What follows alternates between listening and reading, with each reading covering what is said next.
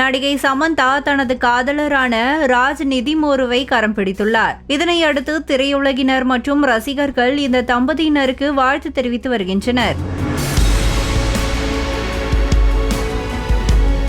தமிழ் மட்டுமல்லாது பல மொழி படங்களிலும் பிஸியாக நடித்து வருபவர் சமந்தா. இவரும் இயக்குனருமான ராஜ் நிதிமோருவும் காதலித்து வருவதாக தகவல்கள் வெளியாகின. இதனை இருவருமே மறுக்காத நிலையில் இருவருக்கும் விரைவில் திருமணம் நடைபெற இருப்பதாக சினிமா வட்டாரத்தில் பேச்சாக இருந்தது. இந்த நிலையில் கோவையில் உள்ள ஈஷா கோவிலில் இவர்களது திருமணம் எளிமையான முறையில் நடைபெற்றிருக்கிறது.